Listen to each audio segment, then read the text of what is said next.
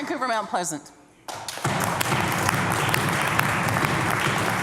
Thank you very much, Madam Speaker. The Premier's hand-picked deputy, Mr. John Dibble, had a role in setting the terms of reference of the government's review of these wrongful dismissals.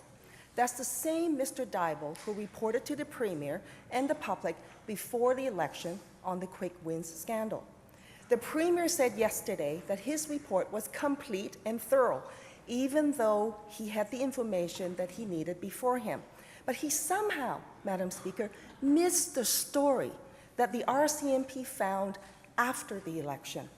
Now, Mr. Dibble is writing the terms of reference that will ensure neither him or the Premier or his or her appointees will be accountable. So my question is to the Premier. When will we have a true independent investigation that will get into the involvement of the Premier's appointees and holds them accountable for their conduct? Minister of Health.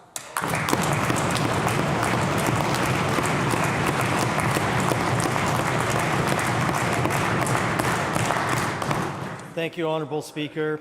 Ms. McNeil is an expert in labour law.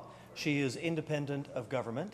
She has been assigned to take a look at the human resource processes that occurred and to ensure that public employees, dedicated public employees are treated fairly, something that is not happening by the members opposite who are impugning the reputations of dedicated civil servants that have given their lives to the service of British Columbians.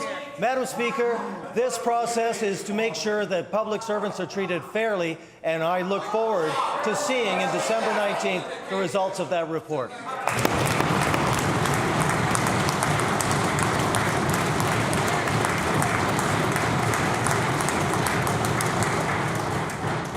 Members, the Chair will hear the answer and the question.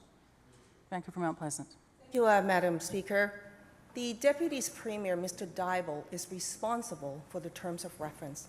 First, Mr. Dibble wrote a report to protect the Premier on the quick wins scandal. Now he's writing the terms of reference to protect the Premier and himself. David Bassey, Bobby Verk, and the Premier herself. What do all these people have in common, Madam Speaker? They have all sought and were given taxpayers' dollars to help them fight their legal battles. Mr. Whitmarsh has sought a similar legal indemnity from his government. So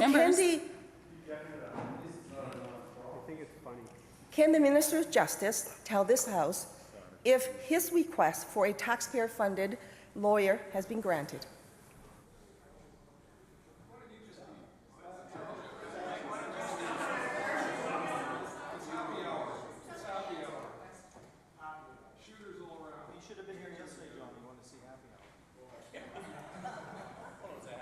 Members will come to order.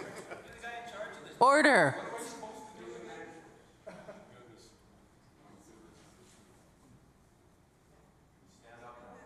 Madam Attorney.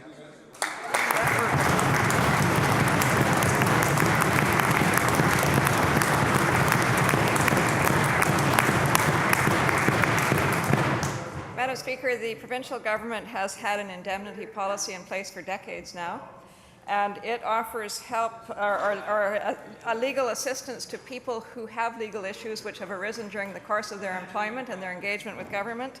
This is a proper process. It's not a political process. The decisions are made by senior civil servants, senior public servants, deputy ministers, and I think members opposite will know or be very familiar with this process because they too have availed themselves from it. So it's a well-known process, well-defined process. It's a proper process for every government to have.